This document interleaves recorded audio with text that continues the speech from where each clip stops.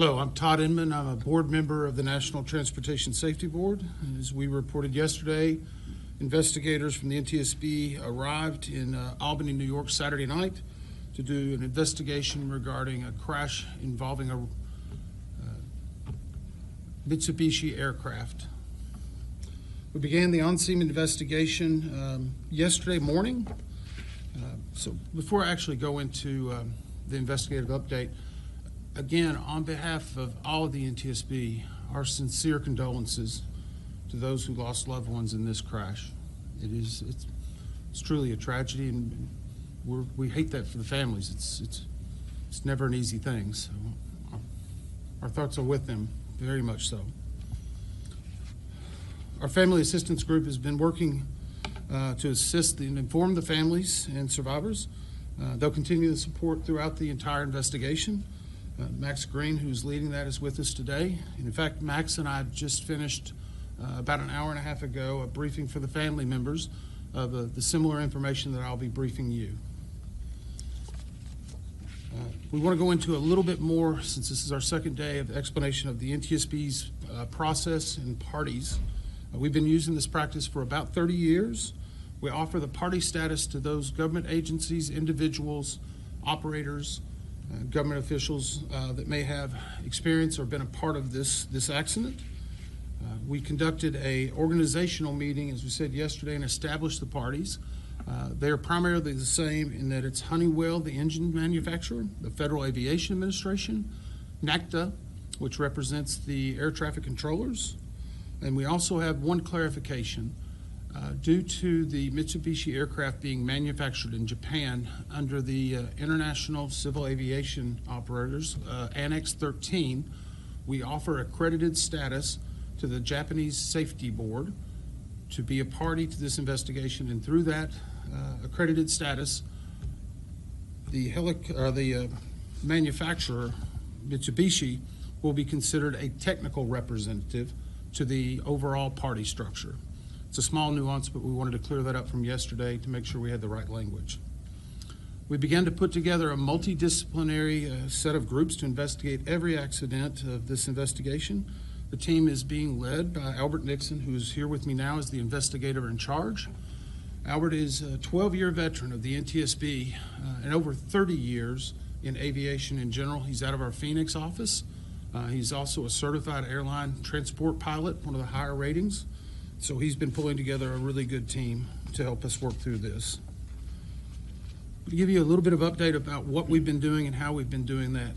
As of this afternoon, we've had our drone and UAS team in. They've done a full aerial view and mapping of the entire wreckage location and the surrounding area. They completed those activities about 2 hours ago. And they have a lot of good imagery that we believe will be very helpful for the post-impact inspection and evaluation.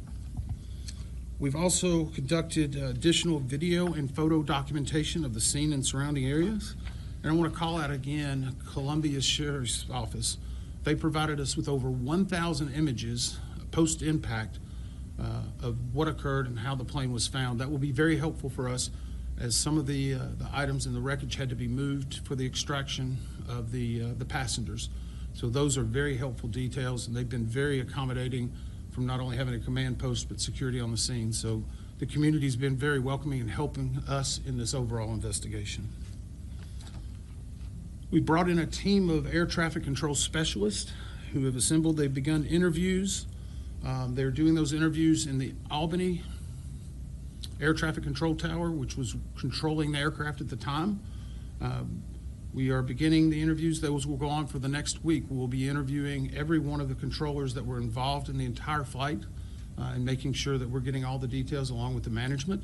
The FAA has brought an air traffic control manager from Harrisburg, Pennsylvania in to help facilitate.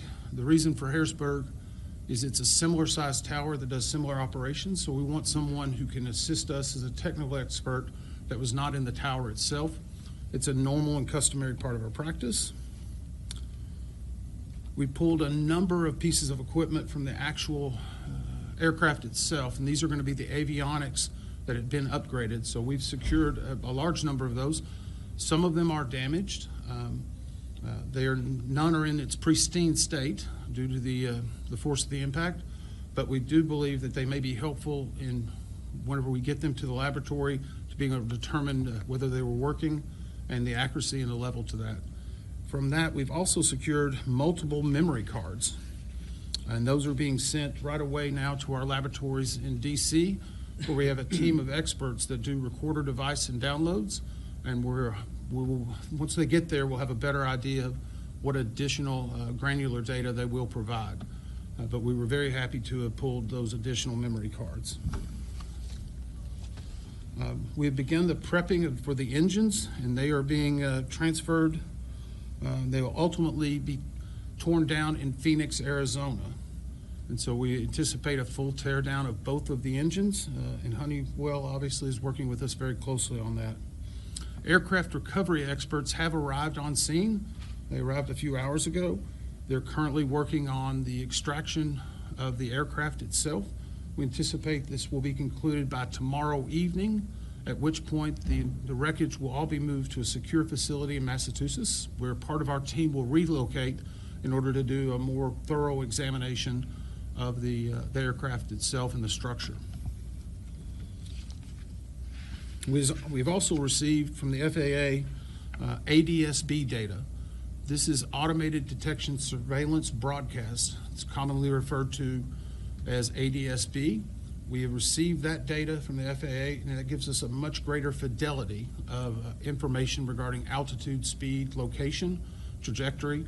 It will be overlaid with a number of the other parts of our investigation, including the air traffic control radar information. As part of the FAA review, we will also be doing video replays of the actual ATC or air traffic control scopes that were being seen at the time. And we'll also be looking at the low altitude alert that was presented to the air traffic controller screen that we mentioned yesterday. Here's a few things that we know about the actual flight itself. For this aircraft, it was the second flight of that day. It had taken off at 9:30 a.m. Eastern Daylight Time from Norwood Memorial and arrived at White Plains at 10:19 a.m. It then departed White Plains at 11:34 en route to Columbia Airport before it was lost on air traffic controller screens and subsequently found in a post-impact crash. We're at the location that we found it. Automated weather at Columbia Airport was recorded 4 minutes prior to the actual accident. And I'm going to make sure I clarify this. It was at the airport. The crash scene is approximately 10 miles from the airport. So there can be a slight variance between the airport and what was experienced at the crash scene, but it would be fairly consistent. And we're actually going back out and looking at other reporting stations en route to make sure we're providing the best investigative picture of all the information. Automated weather at the Columbia Airport 4 minutes before the crash indicated a minimum ceiling of 400 feet AGL. Wind from 10 degrees at 8 knots, a temperature of 37 degrees with a dew point of 36 degrees Fahrenheit. Relative humidity was 93%. Now, what we can say is weather was, at that time, what we consider to be deteriorating. And I mentioned the ceiling at the airport being 400 AGL. That's above ground level. At 400 feet AGL for that approach at that airport, it would be the minimum for a landing under an IFR or instrument flight approach. So at 400 feet, the altitude would be the absolute minimum, 400 feet ceiling would be the minimum for that type of landing on that approach at that time. We have reviewed some of the records regarding the pilot of this aircraft. And if you look at the Mitsubishi series, you may notice that this type of plane requires additional training beyond just a normal FAA private pilot's license. We're reviewing all details regarding that pilot and the licensing, all the inspections, all the check rides. But for this specific aircraft, additional training was required to operate it. The training was completed and the pilot was proficient. It was completed on October 8th of 2024. Our teams have been working around the clock to try to get that will help us determine what caused this accident, and of course help prevent such tragedies from happening again. Now I'm going to ask if the IAC to come forward and tell you a little bit about some of the working groups that he started to establish that will ultimately lead to the investigative report. As mentioned, for the investigative update, we formed several teams. The first is a weather team, and obviously, as you mentioned with the weather, they're gathering all the pertinent weather data from the National Weather Service for the accident.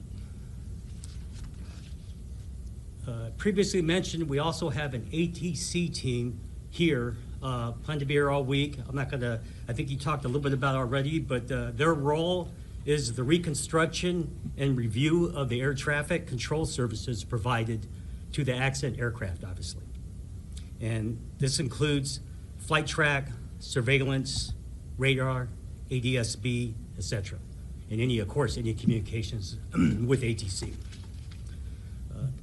Another group we have formed is structures, and basically those are the ones that are currently on scene finishing up. They're looking at the airframe, the engines, and also they'll be looking at impact angles, and they're trying to determine the angle the airplane impacted and also the attitude. So that's being worked as we speak. And finally, power plants, the engines. We mentioned where they're going ultimately, but obviously they'll be looking at the engines and the propellers and all the accessories associated with the engine. Thank you, Albert. So these, as I said, they've been working around the clock. As to our schedule going forward on the investigation, we're working closely with not only the parties to gather that principal evidence and key measurements to expedite on our on-scene activities. Our goal while we are here is to collect all perishable evidence that can be stored for later examination and evaluation. Once that is concluded, the team will wrap up in the area. We anticipate being in the area, we believe, another 5 days, depending upon weather and what we find. However, if we need to stay longer, we will. If we need to bring people back at another point, we will. But we feel comfortable with where we're at currently in obtaining that perishable evidence. We've made good progress today and yesterday, and it's still very early. Our objective is not just to find out what happened, but why it happened, so we can make recommendations so this does not happen again. We're not going to be speculating about what may have caused the accident. We hope to have the preliminary report out in 30 days and the final report in 12 to 24 months. However, I do want to stress, if we find a pressing need, we have no problem issuing an urgent safety recommendation before then. The NTSB has had a history. In fact, we did a similar urgent safety recommendation. I was the board member for the DCA crash. Once we found information that we thought needed to be corrected immediately, we will make that urgent safety recommendation to either a manufacturer or to an organization or a regulatory authority. So we hope to have the investigative report in 12 to 24 days. We will be sending out, as I said, the preliminary report. It'll have the facts of the accident itself, more information that we pulled together regarding additional reports. This will also be probably our last media briefing on site, because at this point we know where we're kind of going with the investigation and feel comfortable with where we're at.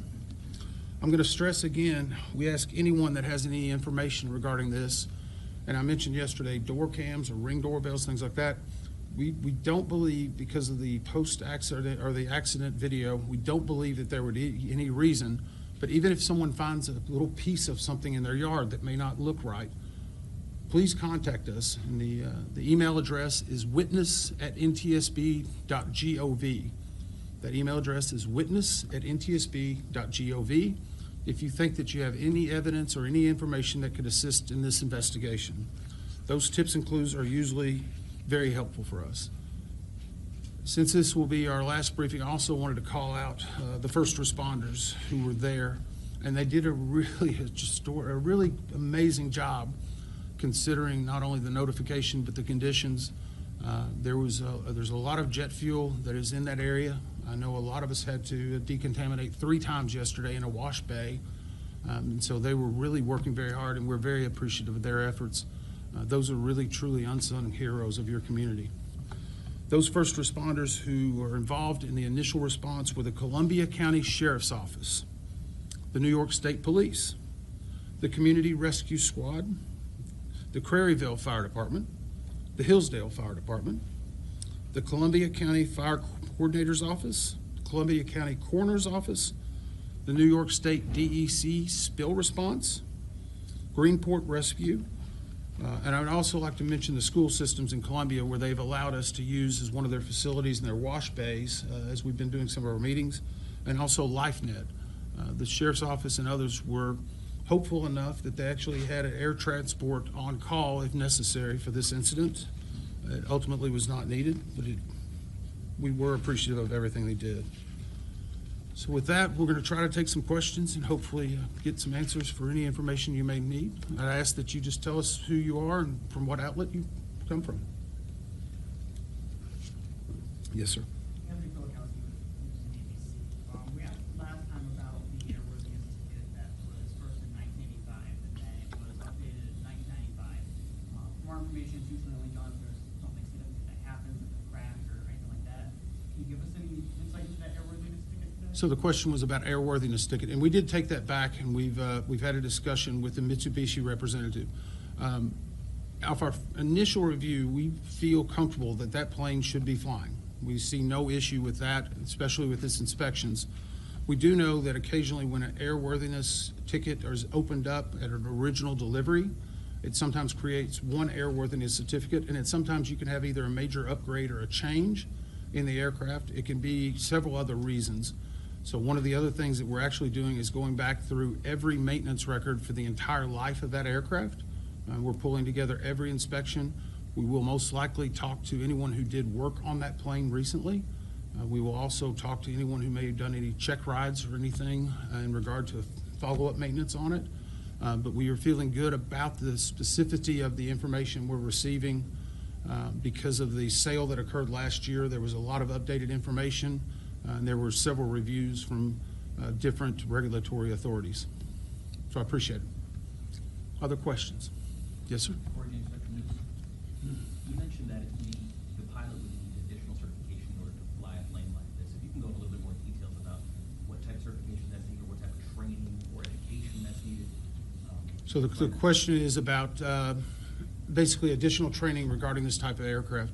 The Mitsubishi, this is a twin propeller turboprop.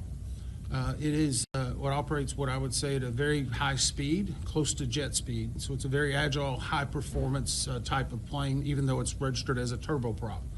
Over the course of investigations, the NTSB has found and made recommendations, specifically making sure that an operator has an additional level of expertise beyond just a standard private pilot's license and possibly a certification under, say, a piston single engine. And so through those recommendations and working with industry and regulators, that is now a requirement for that additional training. I believe it's around 8 to 10 hours specifically to that aircraft, but we do know that we verified that this owner and operator, and we have confirmed the owner is the same person as the operator, that this owner and operator went through that training and was fully certified to be on that aircraft and flying it. Follow? Yes, sir. 8 to 10 hours of flying time? So the question was 8 to 10 hours of flying time. I don't know the specifics of that. I know it's specific to that airplane and that air structure. I don't have that training curriculum at that time. I do know that it was, as I said, a suggestion from the NTSB and others, and that we closed that recommendation acceptable. So we felt comfortable with the action that was taken by the manufacturer and the regulator to ensure that the training would be adequate for that type of aircraft. Other questions? Yes, ma'am. Hi, President Flynn with National Liberty. Mhm. Question about the year of manufacture, 1985, then the year that it was certified to be safe to fly was 1995. Anthony touched on this. Is it normal for there to be a 10-year gap between that time, and then also that you said it should have been flying fine if there could have been major upgrades or changes? Is it normal for there to be a 10-year gap for all of that? So the question exists about some records that show 1985 versus 1995. I would say we're digging into that further based on the question, but I would say this, with airworthiness certificates, there can be sometimes events that change it. after a 10-year period that may say it needs a different or a new airworthiness certificate. You could have in this model, you could have a major modification, or a very specific and unique thing that could change the airframe itself. We will, as part of our investigative process, we will obviously be looking at that, every maintenance record. So right now, we don't see information that would lead us to the fact it was not airworthy at that moment. But the history of the aircraft, along with the history of the pilot, what they were doing 72 hours before, what the air traffic controllers were doing, all of that will be a part of that investigative report that will ultimately come out, and it'll be a part, while it's not in the investigative report, it will be a part of the docket that will be released publicly. One of the main things we want to do is be as transparent as possible with all of our investigative material. It's important that the public have trust in the investigative process, and that we've not only ruled in, but ruled out everything that could have been a contributing factor to this accident. Yes, sir. Sean Kavanaugh, CBS 6 News. Do you have any information on how often this plane was flown? The question was the amount of usage. We are pulling those records, and I would say in the amount that this plane was flown could be a relative term. Some people may use a plane every day. Some people may use it once a week. Some people once a month.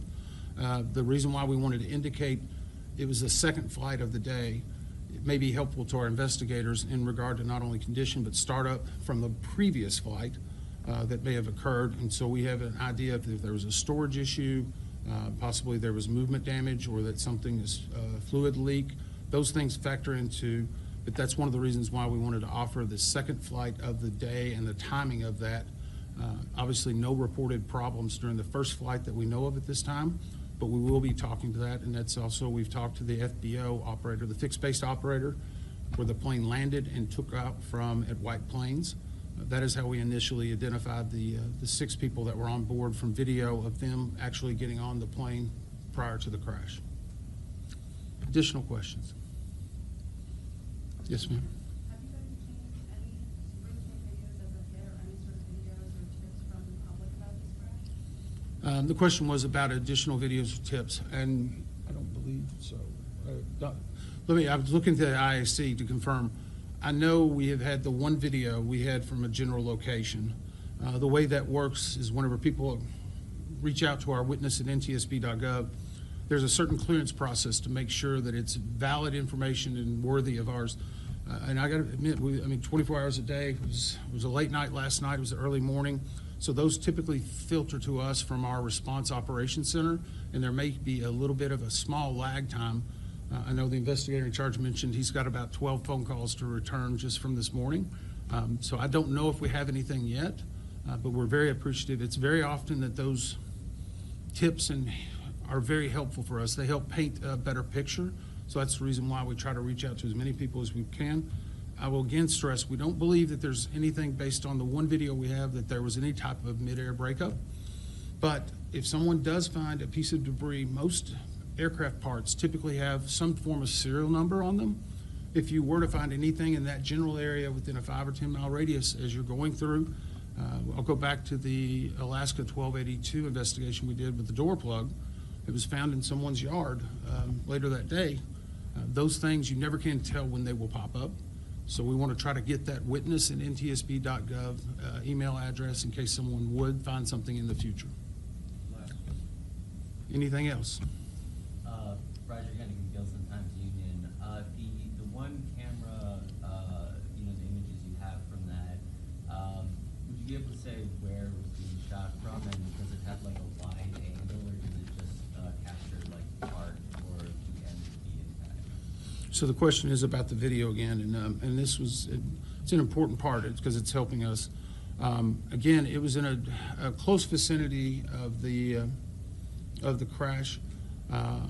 The exact frames per second, I would say, caused a little bit of a skipping.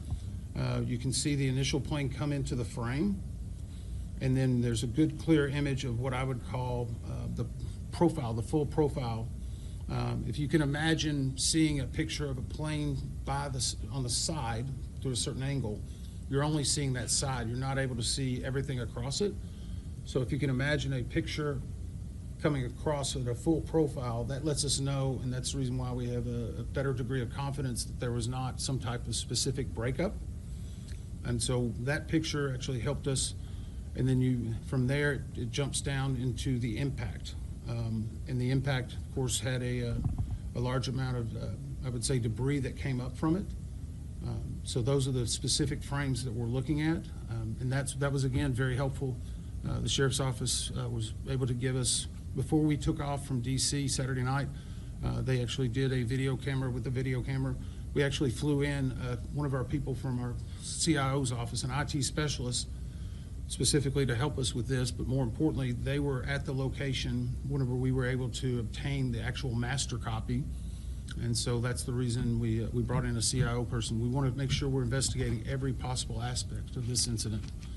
We appreciate your time. Again, our thoughts and condolences definitely for these families that are affected.